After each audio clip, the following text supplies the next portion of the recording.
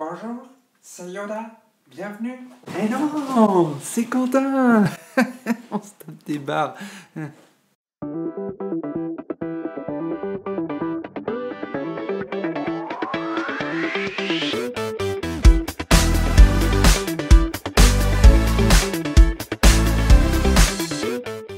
Ça va, ça fait pas plus si longtemps que j'ai pas fait de vidéo, ça fait depuis juin. Ok.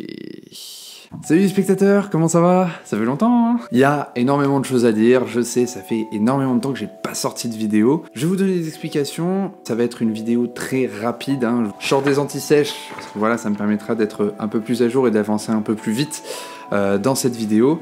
Donc on va commencer par un petit bilan de la chaîne, voilà, pour vous dire un peu quelles vidéos vont venir sur la chaîne, vous expliquer déjà un peu pourquoi il y a eu une absence depuis un petit moment.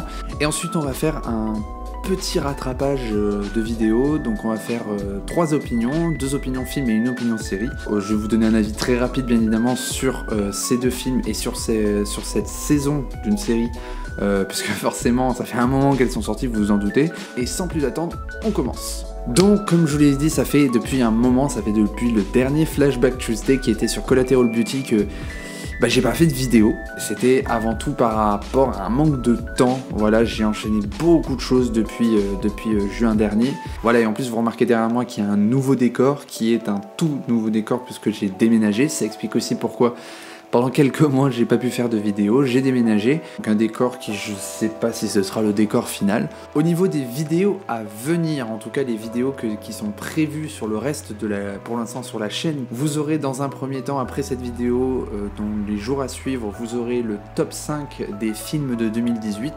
C'est un top qui sera totalement subjectif, j'ai fait qu'un top 5, je n'ai pas fait de flop, mais ça j'en reparlerai dans la vidéo pour vous dire pourquoi il n'y aura pas de flop finalement. Donc vous aurez ça dans les jours à venir, ce sera un peu, je pense, après Noël. Et vous aurez également une autre vidéo, alors ça c'est une vidéo un peu spéciale que j'ai réalisée en novembre. Moi en tout cas ça m'a fait super plaisir de le faire. Et c'était très intéressant et j'espère d'ailleurs que c'est une vidéo que je pourrai refaire dans d'autres villes. Vous comprendrez quand vous regarderez. J'espère que ça va vous intéresser, en tout cas autant que moi ça m'a intéressé. On enchaîne tout de suite avec le rattrapage des opinions. Comme je vous l'ai dit, il y aura 2 films, une série dont je voudrais partager les quelques points, mais quelques avis dessus. On va commencer avec le premier film qui est Bohemian Rhapsody. Alors ce film, il a fait énormément parler de lui, je suis désolé, tout le monde en parle autour de moi. Moi je l'ai vu quand même assez tard, hein. Je l'ai vu 2 ou 3 semaines après sa sortie, donc ça fait quand même longtemps après. De mon côté, j'ai bien aimé ce film. Je l'ai pas adoré, j'ai failli dire adoré, mais j'ai bien aimé ce film. Je trouve qu'il mérite le succès qu'il a suivi. C'est un très bon biopic musical. Je crois d'ailleurs qu'il fait partie des meilleurs biopics musicaux de l'histoire du cinéma. C'est un très bon biopic, on y apprend beaucoup de choses sur Freddie Mercury. Moi personnellement qui suis un inculte du groupe Queen, c'est vraiment un bon film. Et si vous voulez apprendre plus sur la vie d'un auteur, comme moi j'aime beaucoup faire à travers les biopics, c'est d'ailleurs un genre de cinéma que j'affectionne tout particulièrement, et c'est un très bon biopic à regarder. Deuxième film dont je voulais vous parler, vous attendiez sûrement, ça allait forcément arriver sur la chaîne. Les Animaux Fantastiques 2, les Crimes de Grindelwald. J'arrive pas à le prononcer ce nom. Je sais pas. Grindelwald. Là par contre, je suis un peu plus mitigé, je l'admets. Pas par rapport à l'univers d'Harry Potter ou autre. Si je suis un peu mitigé, c'est parce que je considère ce film comme un bon film de transition. Et il a de très nombreuses qualités et de très nombreux défauts. Mais c'est surtout les défauts sur lesquels je vais insister. Déjà dans un premier temps, les Animaux Fantastiques. Le premier tournait beaucoup autour des animaux et c'était très intéressant parce que c'était de ça dont ça parlait. Mais dans le 2, malheureusement c'est quelque chose dont on n'a plus envie d'entendre parler. Ça y est, on commence à rentrer dans le sujet et c'est quelque chose d'assez superflu je trouve.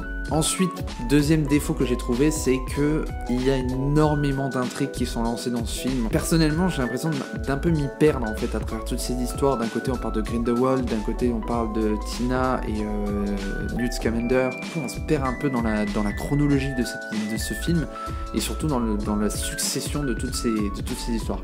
Et du coup, c'est un peu compliqué, je trouve, pour un film. Et c'est ce qui en fait notamment un film de transition, mais un film de transition très mal introduit, puisque de toute façon en fait on essaie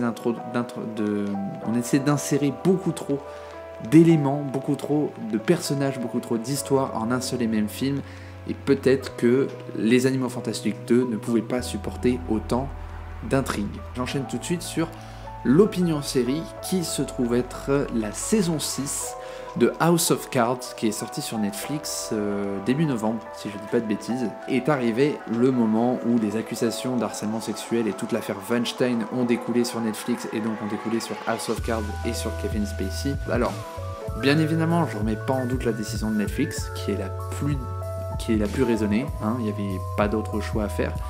Et surtout, je ne remets pas en doute la façon dont ils ont amené l'évolution du personnage de Frank Underwood avec l'absence de son acteur. Ils n'ont pas fait l'erreur, je pense que ça aurait été une erreur de remplacer l'acteur par un autre, puisque le personnage de Frank Underwood est incarné par Kevin Spacey, donc changer le visage peut changer quelque chose. Et du coup, en fait, ce qu'ils ont fait, ça a permis de créer une sorte d'aura sur la série, une sorte de fantôme au-dessus de cette série qui planait et qui du coup, même si le personnage n'était pas physiquement présent, il était quand même là. Il était là au sein des discussions, il était là au sein des esprits, et il a réussi à faire planer quelque chose. Donc je considère que ça a été une très bonne saison, notamment puisqu'ils ont réussi à combler le manque de Kevin Spacey par une manière très intelligente. La seule chose que je conteste, c'est cette fin, et je fais pas ça dans le sens wow, cliffhanger de ouf et tout, non. Très mauvaise fin, et je suis pas scénariste, mais je suis pratiquement sûr qu'il y avait énormément de choses, énormément de possibilités de fin qu'on pouvait donner à House of Cards, et je l'admets, je suis un peu déçu de la fin, qui ne donne pas de quoi achever une série comme House of Cards. Voilà les spectateurs pour cette vidéo de retour sur la chaîne. J'espère que ça vous aura plu. N'hésitez pas à laisser un pouce bleu, à vous abonner à la chaîne si jamais vous voulez voir les prochaines vidéos qui vont arriver ici. Je vous laisse, je vous souhaite de très bonnes fêtes de Noël les spectateurs, et on se revoit juste après ces fêtes pour un petit top 5 sur les films de l'année 2018. Je vous dis à bientôt. Salut les spectateurs.